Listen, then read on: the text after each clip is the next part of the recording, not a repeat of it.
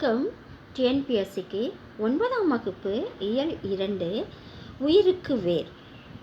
இதில் என்னென்ன டாபிக்ஸ் இருக்குது அப்படின்னா, நீரின்றி அமையாது உலகு, பட்டமரம், பெரிய புராணம், புறநானூறு. இதில் நம்ம ஃபஸ்ட்டு பார்க்க போகிற டாபிக் நீரின்றி அமையாது உலகு. இதில் ஃபஸ்ட் கொஸ்டின், நீர்நிலைகளோடு தொடர்பில்லாதது எது? அகழி, ஆறு, இளஞ்சி, புலரி. புலரி தான் ஆன்சர். பொருத்தமான உடையை தேர்வு செய்க. நீரின்றி அமையாது உலகு, நீரின்றி அமையாது யாக்கை, ஔவையார் சொல்லியிருக்காரு. மாமலை போற்றுதும் இளங்கோவடிகள். இதில் பொருத்தமானதுன்னா ஃபஸ்ட்டு நீரின்றி அமையாது உலகு திருவள்ளுவர் சொல்லியிருக்காரு. நீரின்றி அமையாது யாக்கை ஔவையார் சொல்லியிருக்காங்க. மாமலை போற்றுதும் இளங்கோவடிகள். கரெக்டான ஆன்சர்ஸ் கொடுத்துருக்காங்க.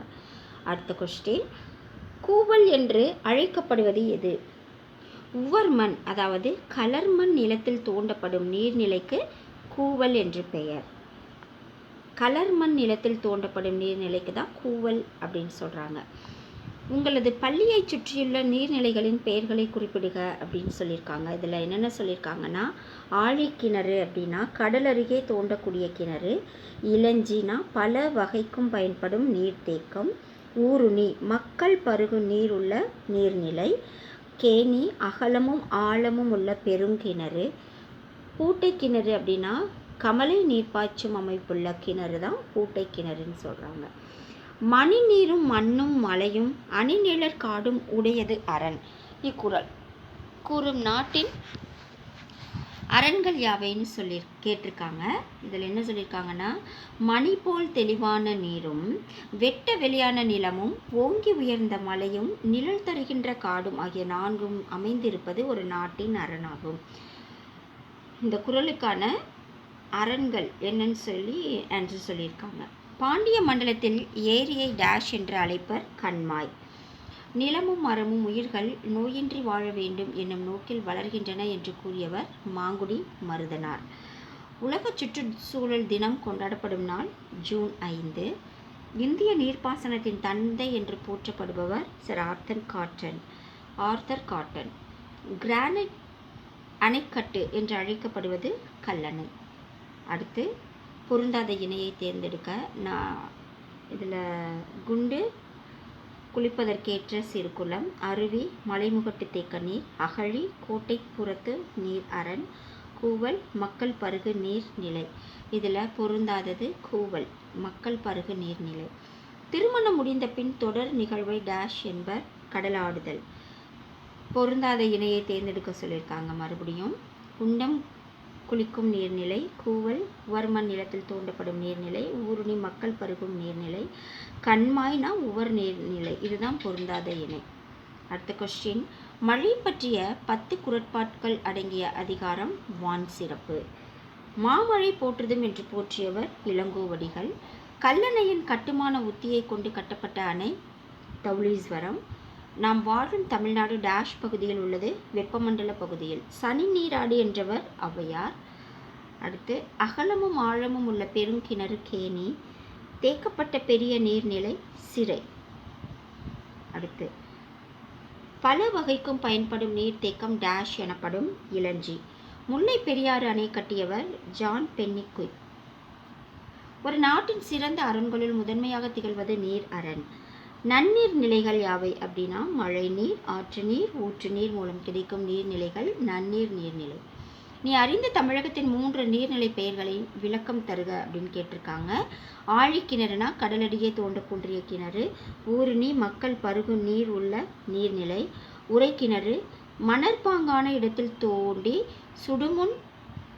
சுடு மண் வளையமிட்ட கிணறு தான் உணர்கிணறு.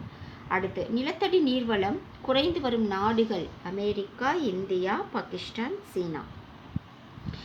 ஜான் பென்னிக்வின் குறிப்பு வரைக அப்படின்னா, தமிழகத்தில் மதுரை, தேனி, திண்டுக்கல், சிவகங்கை, ராமநாதபுரம் ஆகிய மாவட்டங்களுக்கு குடிநீருக்கும் விவசாயத்திற்கும் பயன்படும் முல்லை பெரியார் அணையை கட்டியவர் தான் இந்த ஜான் பென்னிக்விக். ஆங்கில அரசாங்கம் கூடுதல் நிதி ஒதுக்க மறுத்த போது தனது சொத்துக்களை விற்று அணையை கட்டி முடித்தார். கல்லணை பற்றிய குறிப்பு வரைக அப்படின்னா, பல நூற்றாண்டுகளுக்கு முன் கரிகால் சோழன் காலத்தில் கட்டப்பட்டது கல்லணை. நீளம் 1080 அடி, அகலம் 40 முதல் 60 அடி, உயரம் 15 முதல் 18 அடி. கல்லணை நம் முன்னோரின் நுட்பத்திற்கும் தொழில்நுட்பத்திற்கும் சான்றாக திகழ்கிறது. அடுத்து, sir Arthur cotton days Kaveri பாசன பகுதிக்கு தனி பொறுப்பாளராக நியமிக்கப்பட்டார் 1829. கரிகால சோழன் காலத்தில் டேஷ் கட்டப்பட்டது கல்லணை. குள்ள குளிர குடைந்து நீராடி என்றார் டேஷ் ஆண்டாள். கல்லணைக்கு டேஷ் என்ற பெயரை சூட்டியவர் sir Arthur cotton. Granite anicut என்ற பெயரை சூட்டியவர் தான் சர் ஆர்தர் காட்டன். முன்னீர் யாவை? ஆற்று நீர், ஊற்று நீர், மழை நீர். உறைகிணறு என்றால் என்ன அப்படின்னா, மணற்பாங்கான இடத்தில் தோண்டி சுடுமண் வளையமிட்ட கிணறு உறைகிணறு. ஊருணி என்றால் என்ன? மக்கள் பருகும் நீர்நிலைகள் உள்ள பகுதி ஊருணி. நீரின் இன்றியமையாமையை எடுத்துரைக்கும் புறநானூறு பாடல் உணவெனப்படுவது நிலத்தோடு நீரே, அந்த பாடல். இது புறநானூற்று பாடல். நீராடுதல் பற்றிய ஆண்டாளின் பாடல் குள்ள குளிர குடைந்து நீராடி. நீர்நிலைக்கு வழங்கும் வேறு பெயர்கள் அகழி, ஏரி, ஆழிக்கிணறு, உறைகிணறு, அணை, ஏரி.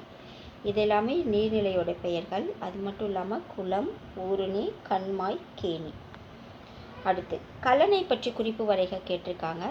கரிகாலனின் விரிவான வேளாண்மை திட்டத்திற்கு சான்று கல்லணை. கல்லணையின் நீளம் 1080 அடி, கல்லணையின் அகலம் 40 முதல் 60 அடி, கல்லணையின் உயரம் 15 முதல் 18 அடி. வலுவான கட்டுமான தொழில்நுட்பத்தால் கட்டப்பட்டது கல்லணை.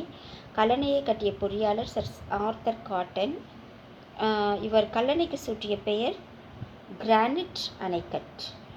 அடுத்து, பட்டமரம். அடுத்த டாபிக் சொல்லும் பொருளும்.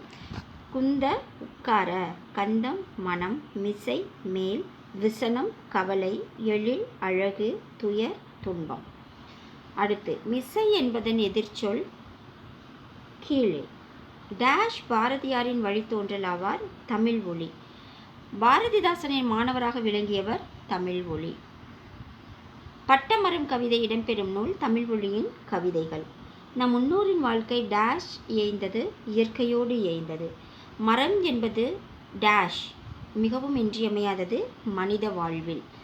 நம் முன்னோரின் வாழ்க்கை எதனோடு இயைந்தது? இயற்கையோடு இயைந்தது. நம் முன்னோர்கள் எவற்றையெல்லாம் போற்றி காத்தனர்? நம் முன்னோர்கள் மரம், செடி, கொடிகளை போற்றி காத்தனர். எது மனித வாழ்வில் மிகவும் இன்றியமையாதது? மரம் என்பது மனித வாழ்வில் மிகவும் இன்றியமையாதது. பட்டமரம் என்ற தலைப்பில் அமைந்த கவிதை இடம்பெறும் நூல் தமிழ் ஒளியின் கவிதைகள். அதில் தான் பட்டமரம் கவிதை இடம்பெற்றிருக்கு. பட்டமரம் என்ற தலைப்பில் அமைந்த கவிதை இடம்பெறும் நூலின் ஆசிரியர் தமிழ் ஒளி, அதாவது விஜயரங்கம். அவருடைய இயற்பெயர் விஜயரங்கம். மரம் எதை போல் எய்தி உழன்றது? காலமாகிய புயல் தாக்கும் போது அழுது கை நீட்டி கதறும் மனிதன் போல மரமும் உழன்றது. மரங்கள் இல்லை என்றால் நமக்கு எவை கிடைக்காமல் போய்விடும்? உயிர் வழி. கவிஞர் தமிழ் ஒளி வாழ்ந்த காலம் 1924 முதல் 1965. பட்டமரம் கவிதை இடம்பெற்ற நூல் தமிழ் ஒளியின் கவிதைகள். பாரதியார் வழித்தோன்றல். பாரதிதாசனின் மாணவர் கவிஞர் தமிழ் ஒளி. அடுத்து, சொல்லும் பொருளும். விசனம் துன்பம் கவலை, குந்த உட்கார, கந்தம் வாசனை, இற்று அழிந்து, அதாவது இத்து போச்சு, கொச்சை வழக்கு, இத்து போச்சுன்னு சொல்கிறோம் இல்லையா, அழிஞ்சு போச்சு. எழில் அழகு, மிசை மேல், ஓலம் அலறல். அடுத்த கொஷின், பெரிய புராணம். இதை நம்ம அடுத்த வீடியோவில் பார்க்கலாம். ஏன்னா வீடியோ ரொம்ப லென்த்தாக போகிறதுனால நம்ம இதோட முடிச்சுக்கலாம். இந்த வீடியோ உங்களுக்கு பிடிச்சிருந்துச்சுன்னா லைக், ஷேர், கமெண்ட் பண்ணுங்கள். மறக்காமல் சப்ஸ்கிரைப் பண்ணுங்கள். நம்ம அடுத்த பார்ட்டில் மீதியுள்ள பெரிய புராணம் புறநானூறு பார்க்கலாம். நன்றி.